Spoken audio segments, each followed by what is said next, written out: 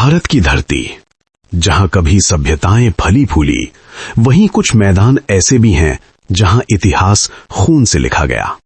और उन मैदानों में सबसे भयावह नाम है पानीपत। एक ऐसा स्थान जहां सिर्फ एक नहीं बल्कि 3 बार ऐसी लड़ाइयां लड़ी नहीं जिन्होंने भारत की किस्मत हमेशा के लिए बदल दी। 16वीं सदी की शुरुआत, दिल्ली की सल्तनत कमजोर हो चुकी थी और सत्ता के लिए संघर्ष अपने चरम पर था।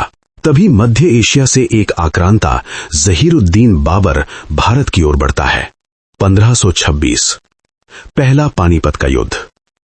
एक तरफ था दिल्ली का सुल्तान इब्राहिम लोदी, जिसके पास विशाल सेना थी, और दूसरी तरफ बाबर, जिसकी सेना छोटी थी लेकिन रणनीति में बेहद ताकतवर। तोपों की गूंज, घोड़ों की टापें और तलवारों की टकराहट के बीच बाबर ने इतिहास रच दिया।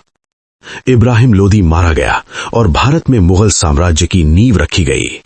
लेकिन पानीपत की कहानी यहीं खत्म नहीं हुई।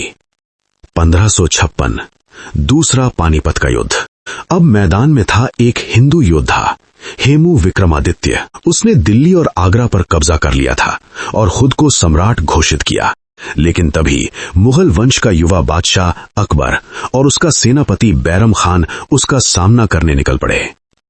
युद्ध के बीच एक तीर सीधे हेमू की आंख में जा लगा और उसी पल युद्ध का रुख बदल गया। हेमू हार गया और अकबर ने फिर से मुगल साम्राज्य को स्थापित किया। फिर आया सबसे भयानक, सबसे रक्तरंजित युद्ध, 1761, तीसरा पानीपत का युद्ध। एक तरफ थे मराठा साम्राज्य, जो पूरे भारत पर राज करने के करीब थे, और दूसरी तरफ अहमद शाह अब्दाली, एक निर्दयी और शक्तिशाली आक्रमणकारी। लाखों सैनिक, हजारों घोड़े और कई दिनों तक चलने वाला युद्ध।